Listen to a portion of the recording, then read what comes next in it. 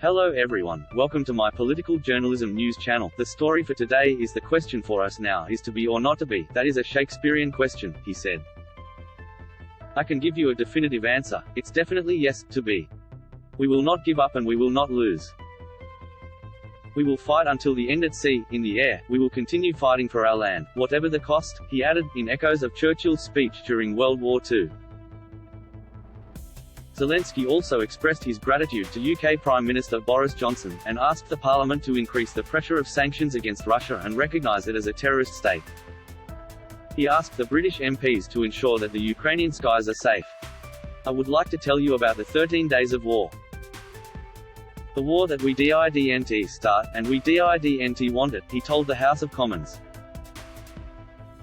We do not want to lose what we have, what is ours, our country, Ukraine, Zelenskyy said, adding just the same way as you once didn't want to lose your country. And you had to fight for Britain. Globally, most McDonald's locations are operated by franchise operators.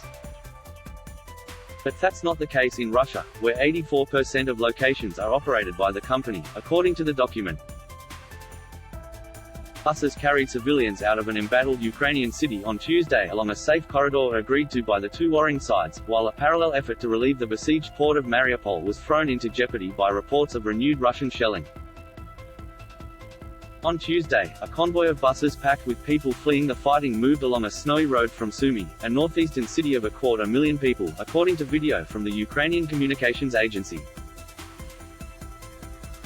Ukrainian Deputy Prime Minister Irina Vereshchuk said they were headed southwest to the Ukrainian city of Poltava, and included students from India and China.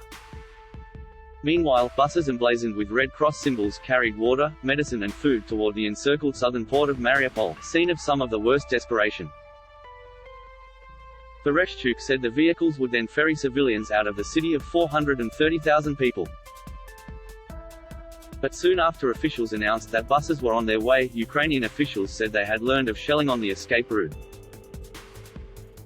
It was unclear whether the supply convoy made it to Mariupol, and it appeared unlikely that civilians would be able to board the buses to get out. The deputy mayor of Mariupol cast doubt on the evacuations, telling the BBC that Russian forces continued to pound areas where people were trying to gather ahead of being taken out. He said some roads were blocked, others were mined, the city is without water, heat, sanitary systems or phone service. Residents have been collecting water from streams or by melting snow. With the electricity out, many people are relying on their car radios for information, picking up news from stations broadcast from areas controlled by Russian or Russian-backed separatist forces. Nearly 2 weeks into the fighting, Russian forces have captured a swath of southern and coastal Ukraine but have seen their advances stopped in many areas, including around Kyiv, the capital, by nimble Ukrainian fighters targeting Moscow's armored columns. As the humanitarian disaster has unfolded, the fighting has caused global economic turmoil, with energy prices surging worldwide and stocks plummeting. The war threatens the food supply of millions around the globe who rely on crops farmed in the fertile Black Sea region. The battle for Mariupol is crucial because its capture could allow Moscow to establish a land corridor to Crimea, which Russia seized from Ukraine in 2014. Alexei Kuleba, governor of the Kyiv region, said Ukraine was also making arrangements to get people out of the suburb of Irpin.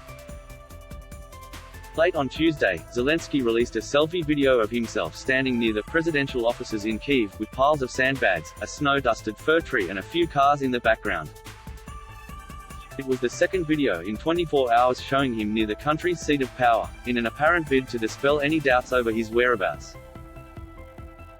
In a soft voice, he said, "Snow fell, it's that kind of springtime, you see, it's that kind of wartime, that kind of springtime. Harsh, but we will win." That is all for today news. Thank you for watching to my channel. Please be sure to leave your comment and subscribe below for more news update.